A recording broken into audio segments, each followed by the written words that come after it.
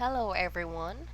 I make this video to make an announcement or to announce the very important information regarding to our subject SSP 113 or Indigenous I'm so sorry. SSP 113 or contemporary in a modern world. Okay? Before I will start to discuss the important announcement, I want to remind you that sharing this video to your colleagues or taking a screenshot is strictly prohibited. So, intended lang ito sa inyong GC.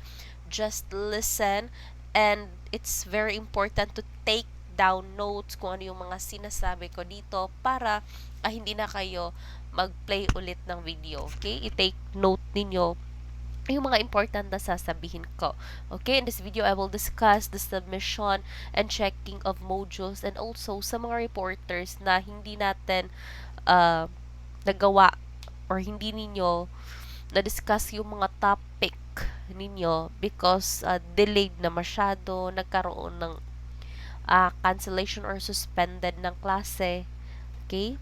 'Di ba? Kasi sa mga pangyayaring naganap na hindi natin inaasahan, nagkakaroon ng natural phenomena na bigla-bigla lang. Hindi natin alam kung kailan dadating. Okay? Kaya nagkakaroon tayo ng mga hectic schedule. Okay, so okay? First, isulat ninyo a schedule of checking of modules ay November 28, Tuesday. Puntahan nyo lang ako sa faculty. Okay, pag-submit nyo sa akin ng module, included doon yung resibo. Tapos, nandoon yung full name ninyo. Again, sa resibo, dapat nandoon yung full name ninyo. Ayan. Again, checking of modules, November 28, Tuesday. Dapat meron siyang resibo or meron siyang receipt. Okay, checking modules pa lang yan sa 28. Pero, i-collect ko yan kung kailan yung schedule ninyo sa akin sa exam, yun din ang day na i-collect ko yung modules ninyo. Again, kung kailan yung day ng examination sa subject ninyo sa akin, yun din yung schedule na i-collect ko yung module ninyo. During sa final pa yun ha, final exam.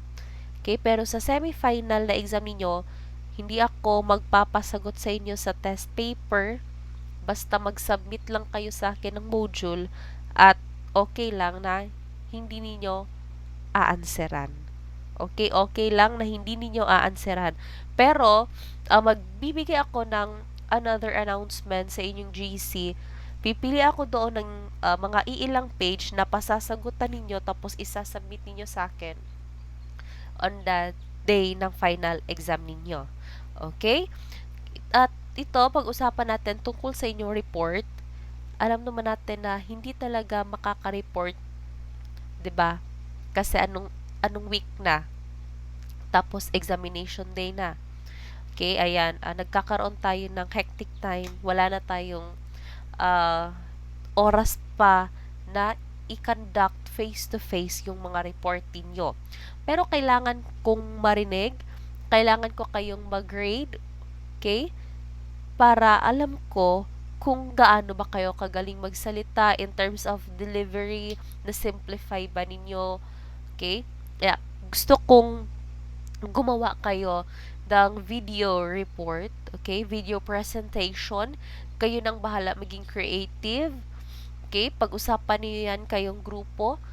Di ba madali na lang man kasi video presentation. So, pwede yung isa, ikakandak niya yung video sa bahay nila, tapos isisend sa GC, okay, tapos kayo na, mag-assign na lang kayo ng isang tao na dudugtong ng inyong video, tapos isasubmit niyo yan sa Gmail ko. Again, isasubmit niyo yan sa Gmail ko, tapos magbibigay na lang ako ng Gmail account ko, okay, yung Gmail ko, isisend ko na lang sa GC natin. Okay, kailan ba yung submission ng video presentation? Kasali siya or included siya sa pag-collect ko ng final exam. Kung kailan yung date ng final exam natin sa subject ko, yun din ang deadline. Ayan. So, wala nang extension yan ha. Ayan. So, pwede na kayong mag-start. Kaya di ba alam ko naman na napag-aralan na ninyo yung mga ire-report niyo sa akin. Ayan, video presentation na lang yung hihingin ko.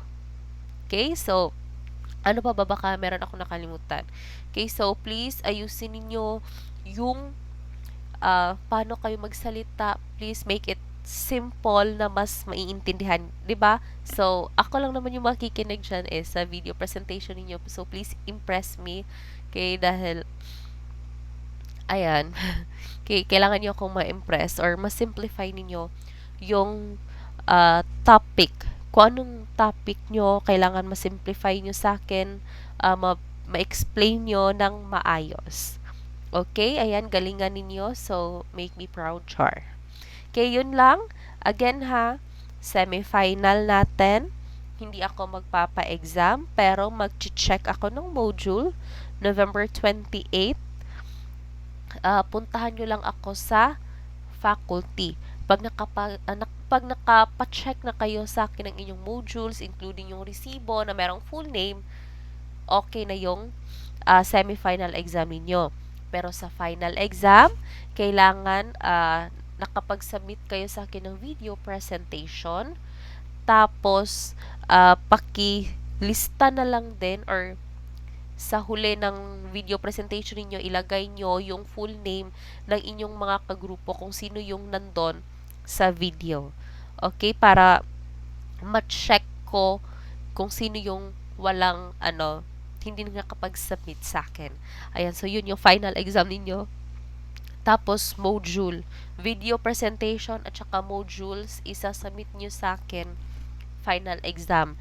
Checking of modules, semi-final. So, hope na naliwanagan kayo, na-explain ko sa inyo ng maayos at mag-take note, panoorin yung video. So, ayan, binideo ko na kasi pag chinat ko to, marami sa inyo ang hindi babasa.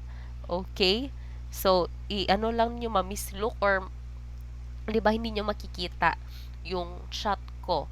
Ayan, so video na yung ginawa ko. Sana naliwanagan ang lahat and thank you and God bless.